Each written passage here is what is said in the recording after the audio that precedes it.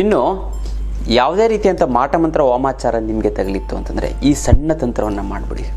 ಅದಲ್ಲ ಎಂಥ ಮಾಟಮಂತ್ರ ಆದ್ರೆ ಹಂಗೆ ಪಟ್ ಅಂತ ಕ್ಲಿಯರ್ ಆಗಿಬಿಡುತ್ತೆ. ಓಂ ಸೋಮೇಶ್ವರಾಯ ನಮಃ ಅಂತ ಕಮೆಂಟನ್ನು ಮಾಡಿ ನಿಮ್ಮ ಹೆಸರನ್ನು ಬರೀರಿ. ನಿಮ್ಗೆ ಯಾವುದೇ ರೀತಿಯ ಮಾಟಮಂತ್ರ ಪೀಡೆ ಪಿಶಾಚಿ ಯಾವುದೇ ನಿಮಗೆ ತೊಂದರೆ ತಟ್ಟಬಾರದು ಅಂತ ನಾನು ಭಕ್ತಿಯಿಂದ ಶ್ರದ್ಧೆಯಿಂದ ಸಂಕಲ್ಪವನ್ನು ಮಾಡ್ತೀನಿ.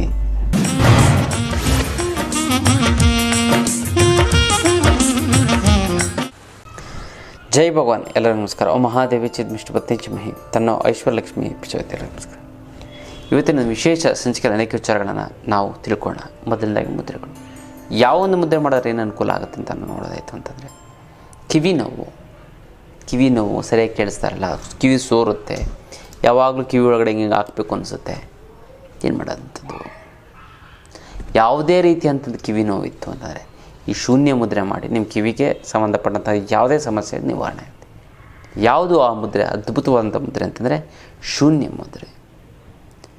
ಗೊತ್ತಲ್ಲ, ಕಿವಿಗೆ ಕೆಲವೊಂದಾರು ಜನ ಕುಗ್ಗೆ ಕಡ್ಡಿ ಹಾಕೋದು, ರೀಫಿಲ್ನ ಪೆನ್ನ ತೆಗೆದುಬಿಟ್ಟು ರೀಫಿಲ್ನ ತೊಗೊಂಡು ಚುಚ್ಚು ಒಳಗಡೆ ಹಾಕೋದು, ಇದೆಲ್ಲ ಮಾಡೋಕ್ಕೆ ಹೋಗ್ಬೇಡಿ. ಇಯರ್ ಬಡ್ಸ್ ಅಂತ ಬರುತ್ತೆ, ಅದನ್ನು ತೊಗೊಂಡು ಸ್ವಲ್ಪ ಕ್ಲೀನ್ ಮಾಡ್ಕೊಳ್ಳಿ. ಕೈಯಲ್ಲೇ ಹಿಂಗೆ ಅಂದ್ಕೊಂಡು ಕ್ಲೀನ್ ಮಾಡ್ಕೊಳ್ಳಿ. ಗೊತ್ತಲ್ಲ, ಕಿವಿಯು ತನ್ನ ಮಲವನ್ನು ನಮ್ಮ ದೇಹದಲ್ಲಿ ಯಾವ ಮಲಮೂತ್ರಗಳನ್ನು ಆಚೆ ಹಾಕ್ತೀವಿ, ಬೇಡದೆ ಒಂದು ವಸ್ತುನ, ಅದೇ ಥರ ನಾನು ಬೇಡವಾದಂಥ ವಸ್ತುನ ಕಿವಿ ಅದನ್ನು ಹೊರ ಹಾಕುತ್ತೆ. ಅದು ಒಳ್ಳೆಯದು, ಯಾಕಂದರೆ ಬ್ಯಾಕ್ಟೀರಿಯಾಸ್ ಎಲ್ಲ ಅಲ್ಲಿ ಕೂತ್ಕೊಂಡಿರುತ್ತೆ. ಅದು ನಿಮ್ಮ ಒಂದು ಕಿವಿಯ ಏರೋಡ್ರಮ್ಗೆ ತೊಂದರೆ ಮಾಡುತ್ತೆ. ಆದರೆ ಈ ಒಂದು ಏನಾಗುತ್ತೆ, ಅದನ್ನು ಅವಾಯ್ಡ್ ಮಾಡುತ್ತೆ. ಆ ಒಂದು ಇದು ಗೊತ್ತಲ್ಲ, ಗಲೀಜನ್ನು ಹೊರ ಹಾಕುತ್ತೆ, ಟಾಕ್ಸಿಕ್ಕನ್ನು ಹೊರ ಹಾಕುತ್ತೆ. ಹಾಗಾಗಿ ಇದನ್ನು ನಮ್ಮ ಕ್ಲೀನ್ ಮಾಡ್ಕೊಳ್ಳಿ. ಇಯರ್ ಬಡ್ಸನ್ನು ಯೂಸ್ ಮಾಡಿ. Ear buds, not ear buds, ear buds. ಹತ್ತಿ ಇರುತ್ತಲ್ಲ, ಒಂದು ಕಡ್ಡಿಗೆ ಹತ್ತಿ ಹಾಕಿರ್ತಾರೆ, ಅದನ್ನು ತೊಗೊಂಡು ಕ್ಲೀನ್ ಮಾಡ್ಕೊಳ್ಳಿ. ಇಷ್ಟು ಮಾಡ್ಕೊಳ್ಳಿ, ತುಂಬ ಚೆನ್ನಾಗುತ್ತೆ, ತುಂಬ ಒಳ್ಳೆಯದಾಗ್ತಾ ಬರುತ್ತೆ. ಅದಲ್ಲ, ಕೇವಲ ಕಿವಿ ನೋವಿಗೆ ಯಾವ ಮುದ್ರೆ ಮಾಡೋಕ್ಕೆ? ಶೂನ್ಯ ಮುದ್ರೆ. ಹೆಣ್ಣನಲ್ಲ, ಹೆಬ್ಬೆರಳು ಪ್ಲಸ್ ಮಧ್ಯದ ಬೆರಳನ್ನ ಸಂಪೂರ್ಣವಾಗಿ ಮಾಡಿಸಿದ್ರೆ ಶೂನ್ಯ ಮುದ್ರೆ ಆಗುತ್ತದೆ. ಗೊತ್ತಲ್ಲ, ಇದನ್ನು ನೀವು 15 ನಿಮಿಷಗಳ ಕಾಲ ಮಾಡಿ. ಕಿವಿಯ ಸಮಸ್ಯೆ ಸಂಪೂರ್ಣವಾಗಿ ನಿವಾರಣೆ ಆಯಿತು ಅಂತಲೇ ತಿಳ್ಕೊಳ್ಳಿ. ಅಷ್ಟು ಚೆನ್ನಾಗಾಗುತ್ತೆ, ಅಷ್ಟು ಒಳ್ಳೆಯದಾಗ್ತಾ ಬರುತ್ತೆ. ಇದು ವಿಶೇಷವಾದಂಥ ಮುದ್ರೆಯ ವಿಚಾರ. ಇನ್ನು ಧ್ಯಾನ ಇದೆಯಲ್ಲ, ಈ ಧ್ಯಾನ ಮಾಡೋದ್ರಿಂದ ನಮ್ಮ ಮನಸ್ಸನ್ನು ತುಂಬ ಚೆನ್ನಾಗಿ ಮಾತಾಡಿಸ್ಬೋದು. ಧ್ಯಾನ ಮಾಡಿದ ಮನಸ್ಸನ್ನು ಮತ್ತು ದೇಹವನ್ನು ಕೂಡ ತುಂಬ ಚೆನ್ನಾಗಿ ಮಾತಾಡಿಸ್ಬೋದು. ಗೊತ್ತಲ್ಲ, ಯಾಕಂದರೆ ನೋಡಿ, ನೀವು ಹಿಂಗೆ ಕೈ ಎತ್ತಿ ಅಂತ ಹಿಂಗೆ ಅಂತೀರ ನೋಡಿ, ಹಿಂಗೆ ಕೈ ನಿಮ್ಮ ಮನಸ್ಸಲ್ಲೇ ಹೇಳ್ತೀರಾ, ಇದು ಕೈ ಓಪನ್ ಮಾಡ್ತು, ಕೈ ಇದು. ನೀವೇನು ಬಾಯಿ ಬಿಟ್ಟು ಹೇಳ್ತೀರಾ, ಕೈ ಓಪನ್ ಮಾಡು, ಕೈ ಕ್ಲೋಸ್ ಮಾಡು, ತೋರ್ಬೆರಳು ಮಾತ್ರ ಎತ್ತು, ಮಧ್ಯದ ಬೆರಳು ಮಾತ್ರ ಎತ್ತು, ಎಲ್ಲ ಬೆರಳು ಕೈ ಅಗಲ ಮಾಡು ಅಂತ ಹೇಳ್ತೀರಾ? ಇಲ್ಲ, ಅದು ಪಾಡ್ಗೆ ಅದು ಮಾಡ್ತಾ ನೀವು ಹೇಳ್ತೀರಾ ನೋಡಿ. ನಾನು ಹೇಳ್ತಾ ಇಲ್ಲ, ಬಟ್ ಹಿಂಗೆ ಆಗ್ತಾಯಿದೆ ನೋಡಿ. ಸ್ವಲ್ಪ ಸೂಕ್ಷ್ಮವಾಗಿ ನಾನು ಅರ್ಥ ಮಾಡಿಕೊಂಡೆ ನಿಮಗೊಂದು ಅದ್ಭುತವಾದಂಥ ವಿಚಾರ ಗೊತ್ತಾಗುತ್ತೆ ನೋಡಿ. ಅಂದರೆ ನೀವು ಮನಸ್ಸಿನಲ್ಲಿ ಹೇಳ್ತಾ ಇದ್ದೀರಾ ಅಂತ. ಸೊ ನೀವು ಯಾವ ರೀತಿ ಹಿಂಗೆ ಕೈಯನ್ನು ಎತ್ತುತ್ತೀರಾ ಅಂದರೆ ಒಳಗಡೆ ಆಗುವಂತಹ ಒಂದು ನೋವುಗಳನ್ನು ನೀವು ಸರಿ ಮಾಡ್ಕೋಬೋದು. ಹೊಟ್ಟೆ ನೋವು ಬರುತ್ತೆ, ಹೊಟ್ಟೆ ನೋವು ಬರಬೇಡ ಅಂತಂದರೆ ಬರಲ್ಲ.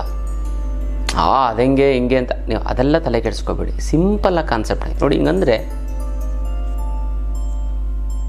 ನೀವು ಏನಾದ್ರು ಹೇಳ್ತಾ ಇದ್ದೀರಾ, ಬಟ್ ನೀವು ಅನ್ಕೋತಾ ಇದ್ದೀರಾ ಮೈಂಡಲ್ಲಿ, ಇದು ಓಪನ್ ಆಗ್ತಾಯಿದೆ. 1 2 3 4 5 ಮತ್ತೆ ಮಾಡಿಸು ಅಂದರೆ ಮಾಡಿಸುತ್ತೆ, ಮತ್ತೆ ಕೈ ಅಗಲ ಮಾಡು ಅಂದರೆ ಕೈ ಅಗಲ ಮಾಡುತ್ತೆ.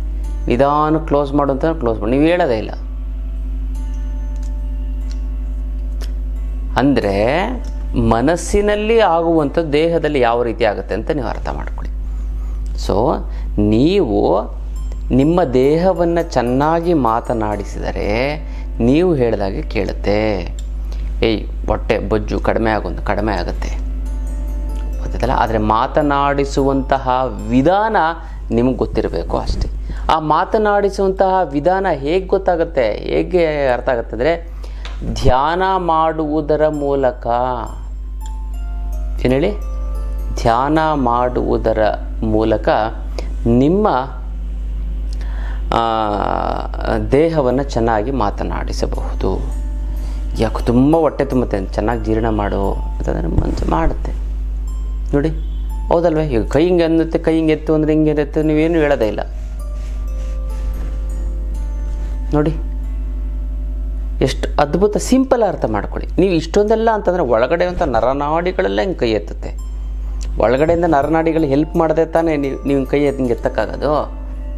ಅಂದರೆ ಒಳಗಡೆ ಇರುವಂಥ ನರನಾಡಿಗಳಲ್ಲಿ ನಿಮ್ಮ ಹೆಲ್ಪ್, ನಿಮ್ಮ ಎಲ್ಲ ಅಂಗಾಂಗಗಳು ನಿಮ್ಮ ಮನಸ್ಸಿನ ಮಾತನ್ನು ಕೇಳುತ್ತೆ ಅಂತ ಅರ್ಥ.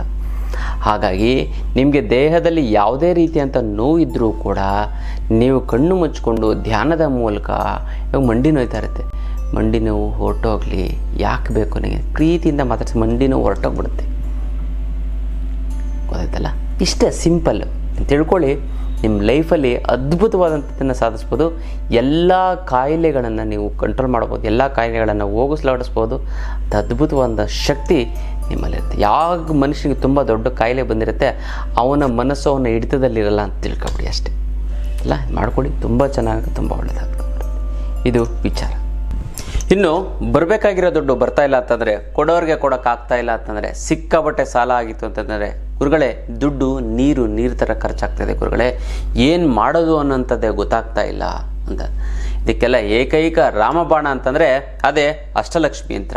ಈ ಅಷ್ಟಲಕ್ಷ್ಮಿ ಯಂತ್ರವನ್ನು ಮನೇಲಿಟ್ಟು ಪ್ರತಿಷ್ಠಾಪನೆ ಮಾಡಿದ್ದೇ ಆಯಿತು ಅಂದರೆ, ಎಂಥದ್ದೇ ಹಣಕಾಸಿನ ಸಮಸ್ಯೆ ಇತ್ತು ಅಂತಂದರೆ ತಕ್ಷಣ ಪರಿಹಾರ ಆಗಿಬಿಡುತ್ತೆ.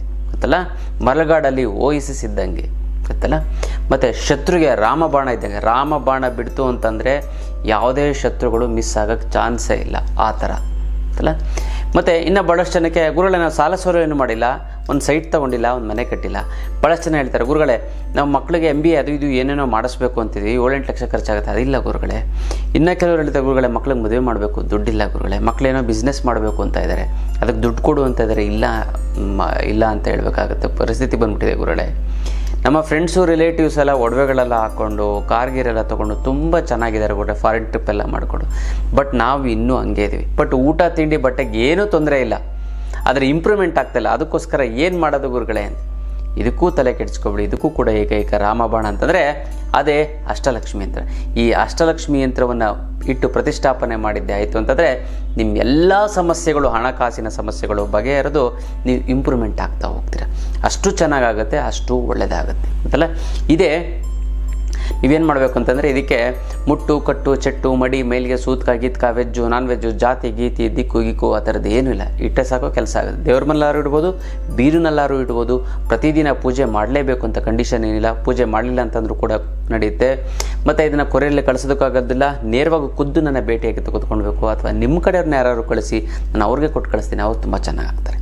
ಅದ್ಭುತವಾದಂಥ ಒಂದು ಯಂತ್ರ, ಮಿಸ್ ಮಾಡಬೇಡಿ. ಒಂದು 10 ಸರಿ ಸಂಕಲ್ಪ ಮಾಡಿಕೊಡಿ, 11ನೇ ಸರಿ ನಿಮಗೆ ಆ ಮನೇಲಿ ಅದು ಅಷ್ಟಲಕ್ಷ್ಮಿ ಯಂತ್ರ ಹೇಗೋ ನಿಮ್ಮ ಮನೆಗೆ ಬಂದು ಸೇರಿರುತ್ತೆ ಅಲ್ಲ. ಇದು ಅತ್ಯದ್ಭುತವಾದಂಥ ಒಂದು ಯಂತ್ರದ ವಿಚಾರ. ಇನ್ನು ಯಾವುದೇ ರೀತಿಯಂಥ ಮಾಟ ಮಂತ್ರ ವಾಮಾಚಾರ ನಿಮಗೆ ತಗಲಿತ್ತು ಅಂತಂದರೆ ಈ ಸಣ್ಣ ತಂತ್ರವನ್ನು ಮಾಡಿಬಿಡಿ. ಅದಲ್ಲ, ಎಂಥ ಮಾಟ ಮಂತ್ರ ಆದ್ರೆ ಹಂಗೆ ಪಟ್ ಅಂತ ಕ್ಲಿಯರ್ ಆಗಿಬಿಡುತ್ತೆ. ಏನು ಮಾಡಬೇಕು, ಯಾವ ತಂತ್ರವನ್ನು ಮಾಡಬೇಕು ಅಂತ ನಾವು ನೋಡೋದಾಯಿತು ಅಂತಂದರೆ, ಏನಿಲ್ಲ, ಸಿಂಪಲ್ ಆಗಿರೋಂಥದ್ದನ್ನು ಕೆಲವೊಂದು ವಸ್ತುಗಳನ್ನು ಇಟ್ಕೊಂಡು ಅದನ್ನು ನೀವು ತಗೊಂಡೋಗಿ ಸುಟ್ಟಾಕಿದ್ರೆ ಸಾಕು. ನಾನು ಹೇಳೋ ತಂತ್ರ ಮಾಡಿ ನಿಮಗೆ ಪ್ರಾಬ್ಲಮ್ ಸಾಲ್ವ್ ಆಗಿಬಿಡುತ್ತೆ. ಏನು ಅಂತಂದರೆ, ಒಂದು ಕಪ್ಪು ಬಟ್ಟೆ ತೊಗೊಳ್ಳಿ. ಅದಲ್ಲ, ಕಪ್ಪು ಬಟ್ಟೆ ಅಂದರೆ ಎಳ್ಕೊಳ್ಳೋಂಥ ಶಕ್ತಿ ಇರುತ್ತೆ. ಮತ್ತು ಅಶ್ವಗಂಧ ಅಂತಲ್ಲ, ಅಶ್ವಗಂಧ ಅಂದರೆ ಫಾಸ್ಟು. ಈ ಒಂದೊಂದು ವಸ್ತುಗಳಿಗೂ ಒಂದು ಶಕ್ತಿ ಇರುತ್ತೆ. ಅಶ್ವಗಂಧವನ್ನು ಹಾಕ್ಬೇಕು ಕಪ್ಪು ಬಟ್ಟೆಗೆ. ಮತ್ತು ಗೋಧಿ ಹಿಟ್ಟು ನೋಡಿ, ಇಷ್ಟೇ. ಗೋಧಿ ಅಂತಂದರೆ ಗೋಧಿ ಅಲ್ಲ, ಗೋಧಿ ಹಿಟ್ಟು ಪೌಡ್ರ್ ಮಾಡಿರುತ್ತಲ್ಲ, ಅದನ್ನು ಒಳಗಡೆ ಹಾಕಬೇಕು. ಒಂದು ಖರ್ಚಿ ಫಸ್ಟ್ ತೊಗೊಂಡು ಒಳಗಡೆ ಹಾಕಿದ್ರು ನೋಡಿ, ಇಷ್ಟೇ. ಮತ್ತು ಒಂದು ವಿಳ್ಯದೆಲೆ ಗೊತ್ತಲ್ಲ, ವಿಳ್ಯದೆಲೆಯನ್ನು ತೆಗೆದುಕೊಂಡು ನೀವು ಅದರಲ್ಲಿ ಕ್ರೀಮ್ ಅಂತ ಬರೀಬೇಕು ಬೀಜ ಮಂತ್ರವನ್ನು. ಮಾಮೂಲಿ ಪೆನ್ನಲ್ಲೇ ಬರೀರಿ, ಸ್ಕೆಚ್ ಪೆನ್ನು ಅಥವಾ ಪರ್ಮನೆಂಟ್ ಮಾರ್ಕರ್ ಇರುತ್ತಲ್ಲ ಅದನ್ನು ಬರೀರಿ. ಹಾಕಿ ಸ್ವಲ್ಪ ಕರ್ಪೂರವನ್ನು ತೆಗೆದುಕೊಳ್ಬೇಕು ಅದಲ್ಲ. ಇದು ಮತ್ತು ನೀವೇನು ಮಾಡೋದು, ಹತ್ತಿಗೆ ಏನು ಗುಣ ಅಂತಂದರೆ ಎಲ್ಲ ಎಳ್ಕೊಳ್ಳೋಂಥದ್ದು. ನೀವು ಕಾಟನ್ ಬಟ್ಟೆ ಅಂದರೆ ಹತ್ತಿ ಬಟ್ಟೆ ನೀವು ನೀರು ಮೇಲೆ ಸರ್ರ ಅಂತ ಎಳ್ಕೊಳ್ಳುತ್ತೆ ಗೊತ್ತಲ್ಲ. ಇದೇನಂತಾರೆ, ನಿಮ್ಮ ಇದ್ರ ಮಂಚದ ಕೆಳಗಡೆ ಇಡಬೇಕು. ನಿಮ್ಮ ನೆಗೆಟಿವ್ ಎಲ್ಲ ಸರ್ರ ಅಂತ ಎಳ್ಕೊಳ್ಳುತ್ತೆ ಅದು ಗೊತ್ತಲ್ಲ. ಫಾಸ್ಟಾಗಿ ಗೋಧಿ ಹಿಟ್ಟು ಮತ್ತು ವಿಳ್ಯದೆಲೆ ಮತ್ತು ಕರ್ಪೂರ ಗೊತ್ತಲ್ಲ. ಆಮೇಲೆ ನೀವೇನು ಮಾಡಬೇಕು ಅಂತಂದರೆ ಜೀರಿಗೆ ಇದನ್ನು ಹಾಕಬೇಕು ಗೊತ್ತಲ್ಲ. ಆಮೇಲೆ ಸ್ವಲ್ಪ ಮೆಂತ್ಯ ಹಾಕಬೇಕು ಅಲ್ಲ. ಇಷ್ಟನ್ನು ನೀವೇನು ಮಾಡಬೇಕು ಅಂತಂದರೆ, ನೀವು ಈ ಅಶ್ವಗಂಧ ಏನು ಮಾಡುತ್ತೆ ಅಂದರೆ ಎಳ್ಕೊಳ್ಳೋಂಥ ಕೆಪಾಸಿಟಿ ಮತ್ತು ಬೇಗ ಎಳ್ಕೊಳ್ಳೋಂಥ ಕೆಪಾಸಿಟಿ, ನಿಮ್ಮಲ್ಲಿರೋಂಥ ನೆಗೆಟಿವ್ನೆಲ್ಲ ಎಳ್ಕೊಂಡು ವಿಳ್ಯದೆಲೆ ಒಳಗಡೆ ಸೇರಿಸ್ಕೊಳ್ಳುತ್ತೆ ಅದು ಅದಲ್ಲ.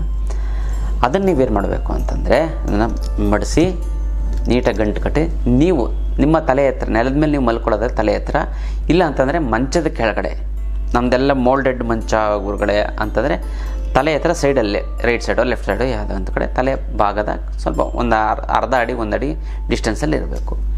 ಇದನ್ನು ಒಂದು ನೈಟ್ ಇಡಬೇಕು. ಇದನ್ನು ಸೋಮವಾರದ ದಿನ ಮಾಡಿ. ಸೋಮವಾರ ಯಾವ ದಿನ ಬೇಕಾದ್ರೂ ಮಾಡ್ಬೋದು, ಸೋಮವಾರ ದಿನ ಮಾಡಿದ್ರೆ ಒಳ್ಳೆಯದು. ಸೋಮೇಶ್ವರನ ವಾರ, ಸೋಮೇಶ್ವರನ ನೆನೆಸ್ಕೊಂಡು ಈ ಕೆಲಸವನ್ನು ಮಾಡಿ ಆಯ್ತನಾ. ಓಂ ಸೋಮೇಶ್ವರಾಯ ನಮಃ ಅಂತ ಮನಸ್ಸಲ್ಲಿ ಅಂದ್ಕೊಳ್ಳಿ. ಈ ತಂತ್ರವನ್ನು ಮಾಡಿ ಈ ತಂತ್ರವನ್ನು ಮಾಡಿಬಿಟ್ಟು ನೀವೇನು ಮಾಡಬೇಕು ಅಂತಂದು ಭಕ್ತಿ ಶ್ರದ್ಧೆಯಿಂದ ಗೌರವದಿಂದ ಅದನ್ನು ಎತ್ಕೊಂಡೋಗಿ ನೀವು ನೆಕ್ಸ್ಟ್ ಡೇ, ಇವತ್ತು ಸೋಮವಾರ ನೀವು ನೈಟ್ ಇಟ್ಟಿರ್ತೀರ, ಮಂಗಳವಾರ ಸಂಜೆ ಸೂರ್ಯ ಮುಳುಗಿದ ನಂತರ ಅದನ್ನು ಹೊರಗಡೆ ತೆಗೆದುಕೊಂಡು ಸ್ವಲ್ಪ ಕರ್ಪೂರ ಹಾಕಿ ಸುಟ್ಟಾಕ್ಬಿಡಿ. ಯಾರೇ ಮಾಟ ಮಂತ್ರ ವಾಮಾಚಾರ ದರಿದ್ರೆ ಏನೇ ಮಾಡಿದರೂ ಕೂಡ ಅದೆಲ್ಲ ಹೊರಟೋಗ್ಬಿಡುತ್ತೆ.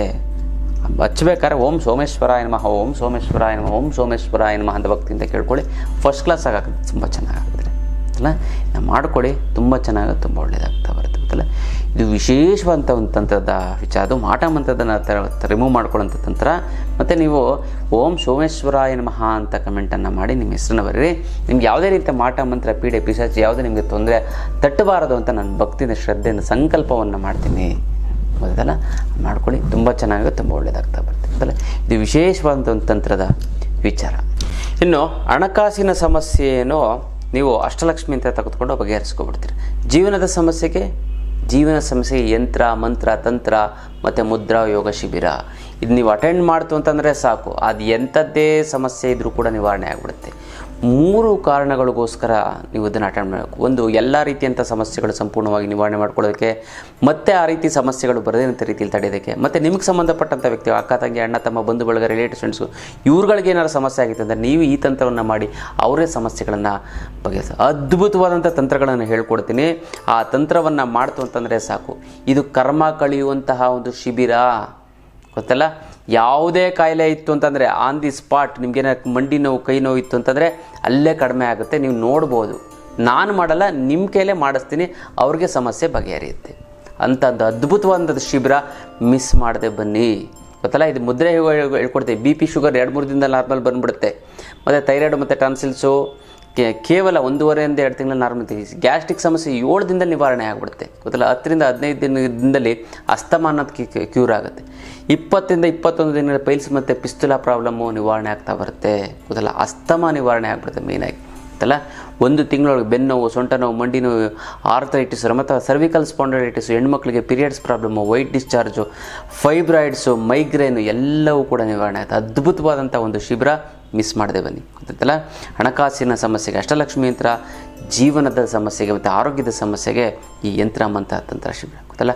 ಎಂಥ ಶತ್ರುಗಳನ್ನಾರು ನಿಮ್ಮ ಒಂದು ಮುಷ್ಟಿಯಲ್ಲಿ ಇಟ್ಕೋಬೋದು. ಅವ್ರು ಏನೂ ಮಾಡೋಕ್ಕಾಗದೇ ಇರೋ ವಿಲ ಅಂತ ಒದ್ದಾಡಬೇಕು. ಆ ರೀತಿ ಒಂದು ವಿಚಾರವನ್ನು, ಒಂದು ತಂತ್ರವನ್ನು ನಿಮಗೆ ಹೇಳ್ಕೊಡ್ತೀನಿ ಬನ್ನಿ ಗೊತ್ತಲ್ಲ. ಮತ್ತು ಇನ್ನೊಂದು, ಮನಿ ಮ್ಯಾನೇಜ್ಮೆಂಟ್, ಹೆಂಗೆ ದುಡ್ಡು ಉಳಿಸ್ಬೇಕು, ಹೆಂಗೆ ದುಡ್ಡನ್ನು ಗಳಿಸ್ಬೇಕು ಅಂತ 10 ರಿಂದ 15 ಪಾಯಿಂಟ್ನ ತಿಳ್ಕೊಂಡ್ರೆ ಸಾಕು. ಯಾವ ಯೂನಿವರ್ಸಿಟಿಲೂ ಕೂಡ ಹೇಳ್ಕೊಳ್ಳಲ್ಲ. ನಿಮ್ಗೆ ಎಷ್ಟು ಬೇಕಾದ್ರೂ ದುಡ್ಡು ಉಳಿಸ್ಬೋದು, ಎಷ್ಟು ಬೇಕಾದ್ರೂ ದುಡ್ಡನ್ನು ಗಳಿಸ್ಬೋದು. ಯಾವ ಬಿಸ್ನೆಸ್ ಮಾಡೋದು ಕೂಡ ನಿಮಗೆ ದುಡ್ಡು ಲಾಸ್ ಅನ್ನೋಂಥದ್ದೇ ಆಗೋದಿಲ್ಲ. ಅಂಥ ಒಂದು ವಿಚಾರವನ್ನು ನಾನು ತಿಳಿಸ್ಕೊಡ್ತೀನಿ ಅಲ್ಲ.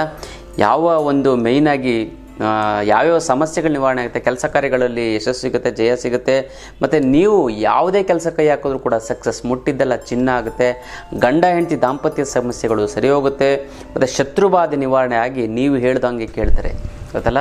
ನೀವು ಯಾವ ರೀತಿ ಬೇಕಾದ್ರೂ ಅವ್ರನ್ನ ನೀವು ಆಟ ಆಡಿಸ್ಬೋದು. ಮತ್ತು ಜನಧನ ವಶೀಕರಣ ಆಗುತ್ತೆ. ಎಲ್ಲ ಜನರು ನಿಮ್ಮ ಮಾತನ್ನು ಕೇಳ್ತಾರೆ. ಜೀವನದಲ್ಲಿ ಅಭಿವೃದ್ಧಿ ಆಗ್ತೀರಾ. ಮತ್ತು ಜೀವನದಲ್ಲಿ ಏನೇನೋ ತಪ್ಪು ಡಿಸಿಷನ್ ತೊಗೊಂಡು ಜೀವನ ಹಾಳು ಮಾಡೋದೆಲ್ಲ ಸರಿ ಹೋಗುತ್ತೆ. ಮತ್ತು ಮಕ್ಕಳಿಗೆ ಎಜುಕೇಷನ್ಗಂತ ಒದ್ದಾಡ್ತಾ ಇದ್ದೀರಾ, ಮಕ್ಕಳು ಎಜುಕೇಷನ್ ಚೆನ್ನಾಗ್ತಾ ಬರುತ್ತೆ. ಮತ್ತು ಯಾವ ಸಮಯದಲ್ಲಿ ಬೇಕಾದರೂ ಕೂಡ ಎಂಥ ಸಮಸ್ಯೆಯನ್ನು ಕೂಡ ಎದುರಿಸುವಂಥ ಒಂದು ಶಕ್ತಿ ಬರುತ್ತೆ. ಎಲ್ಲ ಕರ್ಮಗಳ ಕಳೆದು ಬಿಡ್ತೀವಲ್ಲ, ಆ ಕರ್ಮ ಕಳೆದು ಬಿಡ್ತು ಅಂದರೆ ನಿಮ್ಗೆ ಎಲ್ಲ ರೀತಿಯಂಥ ಒಂದು ಸಮಸ್ಯೆಗಳಿಗೆ ಸೊಲ್ಯೂಷನ್ ನೀವೇ ತಗೊಳ್ಳಿ. ಜೊತೆಗೆ ಮೇಯ್ನಾಗಿ ಏನಂತಂದರೆ ಆಜ್ಞಾಚಕ್ರ ಆಕ್ಟಿವೇಶನ್ ಆಗುತ್ತೆ. ಮತ್ತು ಶಾಂತಿ ನೆಮ್ಮದಿ ಅನ್ನೋಂಥದ್ದು ಅದ್ಭುತವಾಗಿ ಸಿಗುತ್ತೆ ಅಲ್ಲ. ಎಲ್ಲ ಕಷ್ಟಗಳನ್ನು ದೂರ ಮಾಡುವಂಥ ಶಕ್ತಿ ಬರುತ್ತೆ. ಶನಿವಾರ ಮತ್ತು ಭಾನುವಾರ ಇರುತ್ತೆ. ನೀವು ಖಂಡಿತವಾಗ್ಲೂ ಕೂಡ 10 ಗಂಟೆಯಿಂದ 4 ಗಂಟೆವರೆಗೂ ಇರುತ್ತೆ. ಖಂಡಿತವಾಗ್ಲೂ ಮಿಸ್ ಮಾಡಬೇಡಿ, ಬನ್ನಿ ಅದಲ್ಲ. ನಾನು ಹೇಳ್ಕೊಡೋಂಥ ತಂತ್ರವನ್ನು ಕೇವಲ 3 ನಿಮಿಷ ಮಾಡಿ. ಇಷ್ಟು ಹೇಳಿ 10 ನಿಮಿಷ 15 ನಿಮಿಷ 3 ನಿಮಿಷ ನಾನು ಹೇಳಿದ್ದೆ ಪ್ರತಿನಿತ್ಯ ಮಾಡ್ತು ಅಂತಂದರೆ ನಿಮ್ಮ ಸಮಸ್ಯೆಗಳು ಬಗೆಹರಿದೋಗ್ಬಿಡುತ್ತೆ. ಅಷ್ಟು ಪವರ್ಫುಲ್ ಆಗುತ್ತೆ, ಅಷ್ಟು ಒಳ್ಳೆಯದಾಗ್ತಾ ಬರುತ್ತೆ. ಅಲ್ಲ, ಇದು ವಿಶೇಷವಾದಂಥ ಒಂದು ಶಿಬಿರದ ವಿಚಾರ. ಮಿಸ್ ಮಾಡದೆ ಬನ್ನಿ. ನಿಮ್ಮ ಸಮಸ್ಯೆ, ಕಾಯಿಲೆ ಕಸಾಲೆಗಳು ಹೊರಟೋಯ್ತು ಅಂತ ತಿಳ್ಕೊಳ್ಳಿ. ನಂಬರ್ 1, ನಿಮ್ಮ ಸಮಸ್ಯೆಗಳನ್ನೆಲ್ಲ ಎಲ್ಲ ನಿವಾರಣೆ ಆಗಿಬಿಡುತ್ತೆ. ಮತ್ತು ಎಂಥ ಸಮಸ್ಯೆನಾದ್ರು ಎದುರಿಸೋಂಥ ಶಕ್ತಿ, ತಾಕತ್ತು ನಿಮಗೆ ಬರುತ್ತೆ. ಅಷ್ಟನ್ನೇ ಹೇಳ್ತಾ ಹೋಗ್ತೀನಿ ಅಲ್ಲ. ಇದು ಶಿಬಿರದ ವಿಚಾರ. ಇನ್ನಷ್ಟು ವಿಚಾರಗಳನ್ನ ತಿಳ್ಕೊಳ್ಳೋಣ ಮುಂದಿನ ಸಂಚಿಕೆಯಲ್ಲಿ. ಅಲ್ಲಿವರೆಗೂ